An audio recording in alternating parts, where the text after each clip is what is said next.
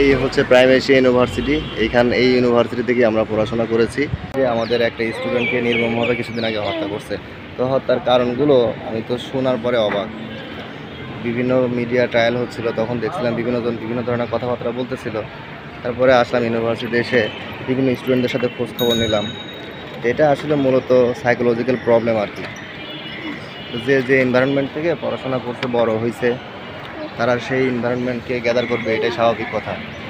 তো যাই হোক, অবশেষে আমার কাছে মনে হলো যে এই ধরনের ইগো বা এই ধরনের সেন্টিমেন্ট নিয়ে মানুষের আসলে চলাফেরা করা উচিত না।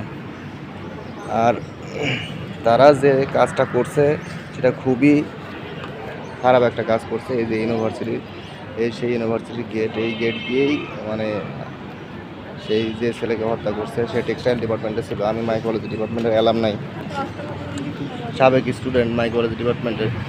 তো বিভিন্ন মিডিয়ার ভিডিও দেখার কারণে পরে অবশেষে আমি আসলাম ইউনিভার্সিটিতে।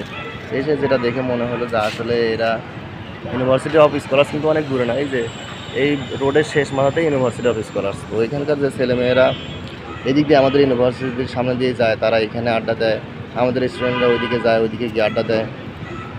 তো আড্ডা স্থলে যদি অন্য ধরনের কোনো কথাবার্তা হয় বা নেগেটিভ কোনো কথাবার্তার কথা মনে হয়, তাহলে কিন্তু দেখেন এখানে একটা ইউনিভার্সিটি পড়ুয়া স্টুডেন্ট মানে কিন্তু সে তার যথেষ্ট পরিমাণে ম্যাচুরিটি আছে। সে চাইলেই এই কথাগুলো মানে ডেকে নিয়ে সে নিজে থেকেই বলতে পারে যে ভাই আপনি কি আমাকে উদ্দেশ্য করে কিছু বলতেছেন কি না, অথবা যে আপনি হয়তোবা যদি ইশারাও দিয়ে থাকে যে হ্যাঁ তাকে টিচ করছে বা ইশারা দিয়ে কোনো কিছু বলছে, তাহলে সে তখনও বলতে পারে যে আপনি আমাকে মেনশন করে কিছু বলতেছেন কিনা, অথবা আমি আপনার প্রতি ইন্টারেস্টেড না, আপনি আমাকে ইশারা দিয়ে কিছু বোঝানোর চেষ্টা করছেন।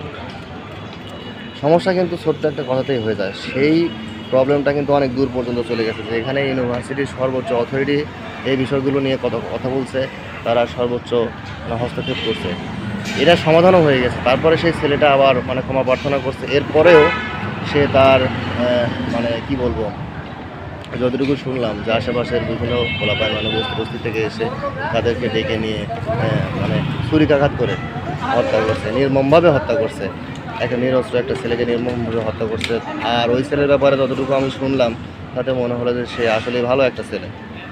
তো সবার উচিত মানে এই ধরনের কার্যক্রম থেকে দূরে থাকা, এবং এই যে গ্রুপিং লবিং এইগুলো থেকে আসলেই মানে নিজেদের বিরত রাখা উচিত, কারণ এইগুলো কোনো সুস্থ মস্তিষ্কের মানুষের এই ধরনের কাজ করতে পারে না।